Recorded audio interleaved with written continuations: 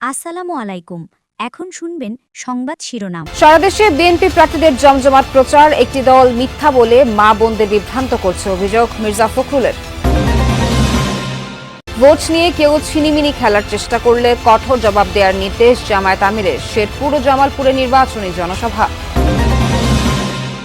নির্বাচনে বজায় থাকবে লেভেল প্লেইং ফিল্ড, চট্টগ্রামে বললেন স্বরাষ্ট্র উপদেষ্টা। পক্ষপাতিত্ব করলে পরিণতি খারাপ হবে, হুঁশিয়ারি ইসি সানাউল্লাহর।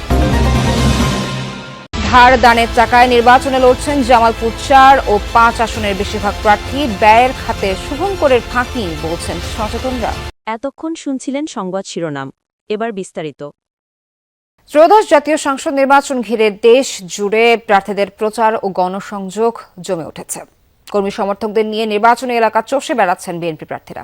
মানুষের ভাগ্যের উন্নয়নের পাশাপাশি নতুন বাংলাদেশ বিনির্মাণের প্রতিশ্রুতি দিচ্ছেন তারা।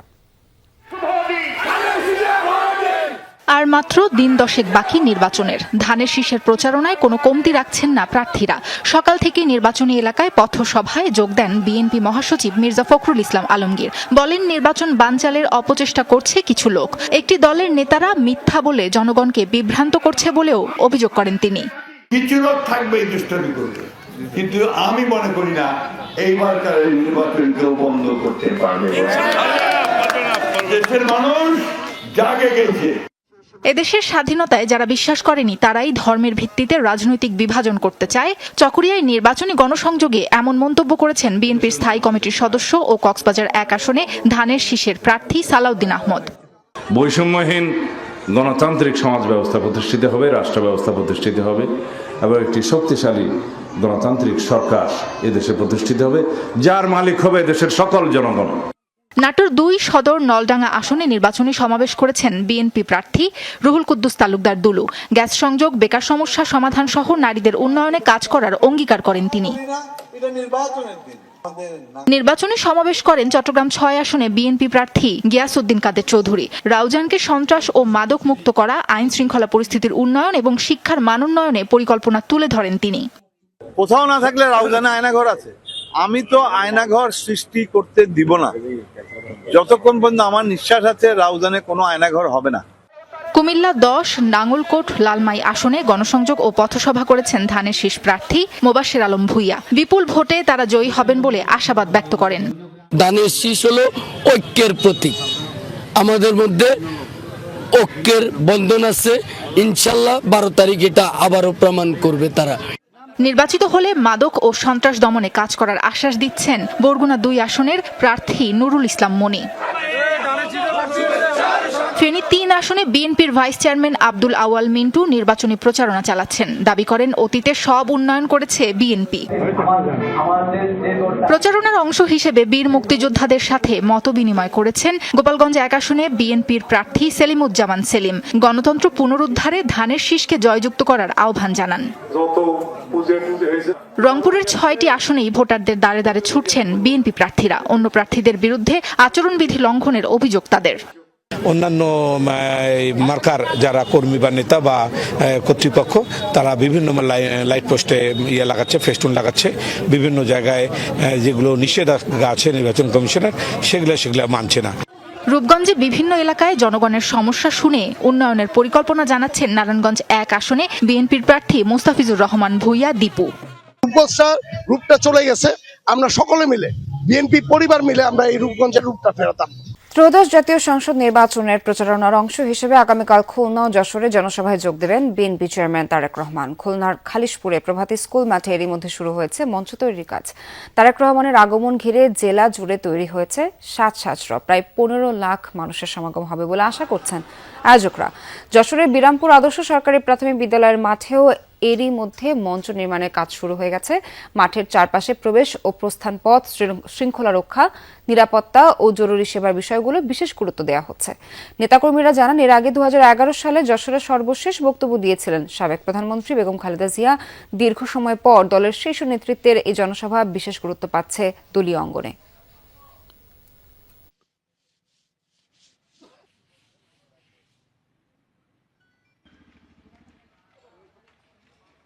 শিক্ষা খাতে তার মায়ের যে অবদান, সেই অবদানের সেই উন্নয়নের ধারাবাহিকতা তিনি অব্যাহত রাখবেন।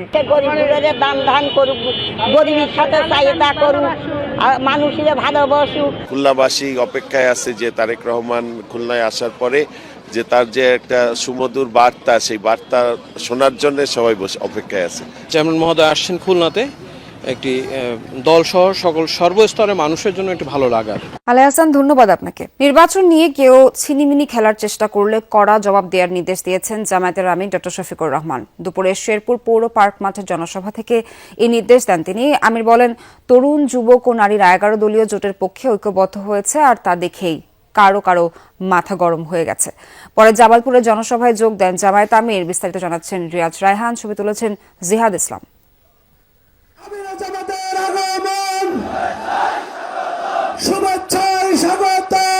শেরপুরের পৌর পার্ক মাঠে জামাতের নির্বাচনী জনসভা। দুপুর 1:15 এতে যোগ দেন আমির ডাক্তার শফিকুর রহমান। বক্তব্যের শুরুতে 24 জুলাই গণঅভ্যুত্থানে নিহতদের স্মরণ করে শেরপুরে দলের নেতা নিহতের ঘটনায় ক্ষোভ জানান। এখন রাজনীতি, যেই রাজনীতি মানুষকে নিরাপত্তা দেওয়ার পরিবর্তে মানুষকে খুন করে ফেলে, এটা আবার কোন রাজনীতি? আপনারা কি এই রাজনীতি চান? এই রাজনীতি তো 54 বছর চলেছে।